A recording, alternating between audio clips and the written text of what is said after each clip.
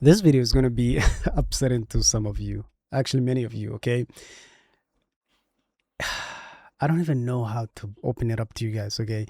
Long story short, an Israeli developer bought a massive amount of lands in Kenya, okay?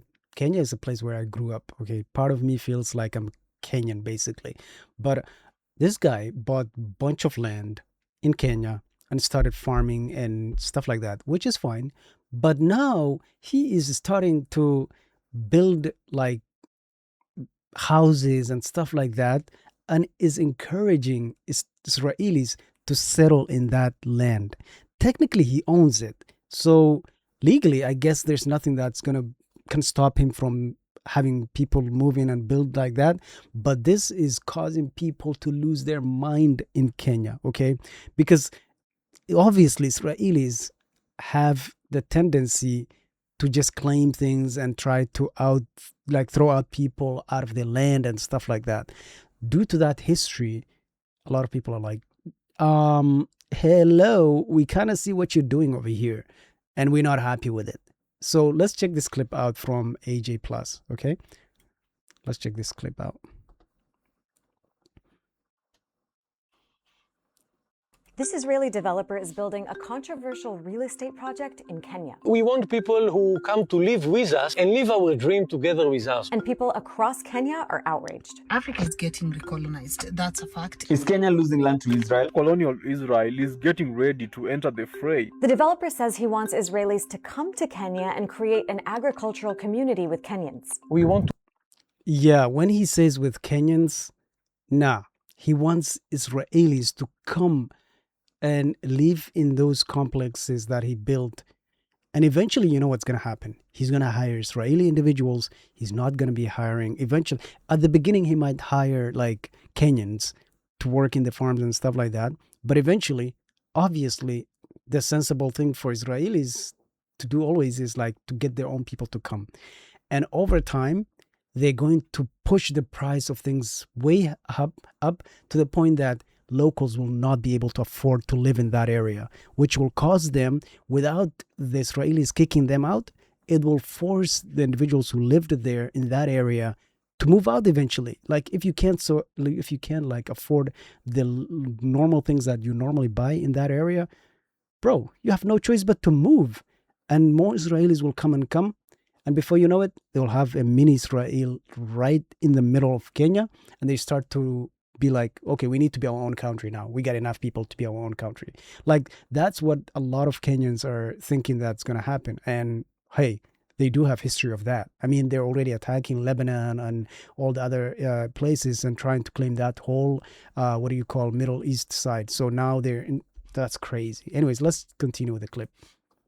Israelis to come to Kenya and look at these. Like this is how it all starts. Okay. Create an agricultural community with Kenyans. We want to bring the dream of a community between Israeli teenager and Kenyan teenager. How did you identify this land? I think God brought me here. But this Kenyan lawyer... I find it ironic that he says, God brought me here. What's next? God promised me this land. But this land. I think God brought me here. But this Kenyan lawyer who wrote about the plan says many in the crazy. country feel it dredges up memories of when Kenya was a British colony. To see new Exactly. people coming in, buying large tracts of land, reawakens that feeling of dispossession. And then the added drama of it being an Israeli person in the midst of the genocide. Many Kenyans learned about the 520-acre land development project when the Israeli investor was interviewed on a Kenyan TV show. The show normally features Kenyan stories, but this episode featured his pitch to sell. That is a lot of land. Over 500 acres. That is a massive land, bro. That's crazy. Residential and vacation homes on land he says will include a school, a mall, infinity pools, and even zip lines. That's it. That's all you need to have a community. And you know what's going to happen? Like over time, they're going to expand and expand and expand. Because the unfortunate thing is, there's a lot of corruption in Kenya, okay? If you have the money, anything's possible over there. So there's nothing that's going to be stopping this guy. Like literally, there's nothing that's going to be stopping this guy from amassing as much land as he wants if he has the money. And if he can build those things, that is going to attract more Israeli settlements like in there, and eventually they'll be taken over. But the sad thing is, I don't see anything stopping him. Like, I don't see anything stopping him. Up for grabs. You can have your home. Pool, a mall, infinity pools, and even zip lines. These That's are up crazy. for grabs. You can have your home here. You can have it here. This is a piece of dream. For many, anger stems from where this project is located. A privately owned dam in this very region collapsed in 2018. The flooding killed dozens and displaced thousands. For years, they tried to seek compensation from the government, but there was radio silence. The next thing that we hear about Solai is the settlement, 520 acres and a foreigner. Jahira says the controversy around the plan also brought to light a little-known fact about Kenyan history. In the past, before settling on Palestinian land, one of the options considered was Uganda and Kenya. It's true. You know what this reminds me? I don't know if you guys follow the news and everything, but there was a batch that one of the Israeli soldiers had that included like a massive part of the Middle East that included multiple countries. The goal was for Israel to amass all those lands, eventually destroy the government, everything in that country, and try to claim it and stuff like that. Over time, expanding the Israeli, or like Israel itself. And till this day, Israel has not finalized like their borders because they're always growing and expanding and amassing more land. And the fact that this part of this clip saying that the initial goal was one of the places that Israelis considered, the Zionists, whatever, considered settling in Kenya and or Uganda. That is scary things. That's a scary thing to, interesting.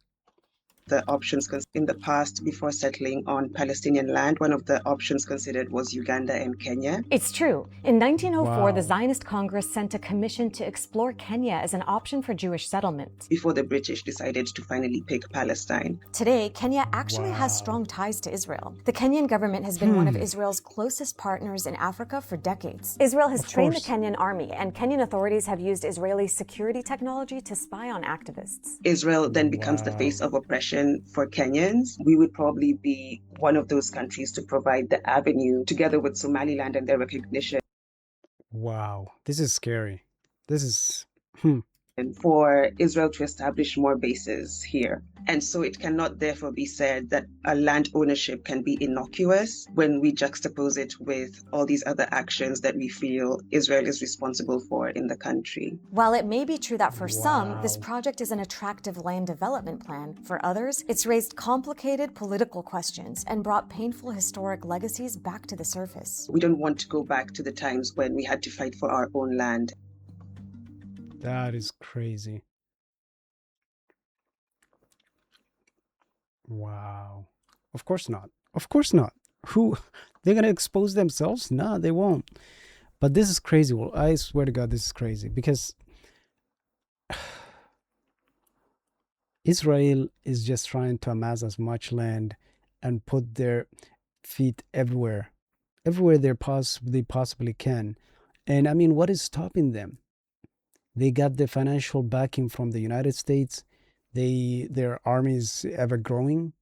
They have a hold of a lot of different leaders within the U.S., like different parts of the U.S. government. They all support Israel. They have the money. They got everything. And to see this happening in Kenya is insane. It's really insane. And I'm not too surprised that the Kenyan government is basically in the pocket of Israeli whatever. Okay? But this is very alarming. What do you all think? Do you all think this is gonna do you think what everybody else is fearing is gonna actually happen? I genuinely think yes. I genuinely think that Israelis are eventually going to start settling in there. Give it maybe 10 years. Give it 10 years. I mean, for now, slowly this story will die off, especially, that mainstream media in the United States is not going to pick this up. Obviously not. Obviously not, because the mainstream media in the US is in the pocket of the Israeli whatever. So I'm not too surprised that that I haven't heard about this until AJ Plus reported on this and stuff. But I think eventually it's going to happen. And knowing the little I know about Kenya, there's nothing that's going to stop them.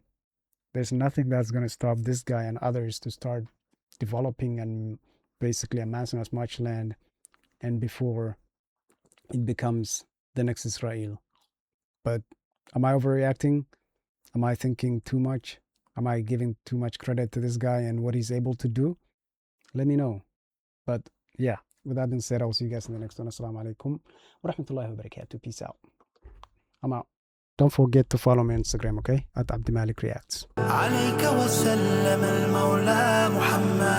look up to the best of the men, and I'm working on the test to the end, by following the message he sent, and try turning these lessons into action. And oh, I pray for the day that I see you in my dreams. Rahmatul lil Alameen, for all humanity.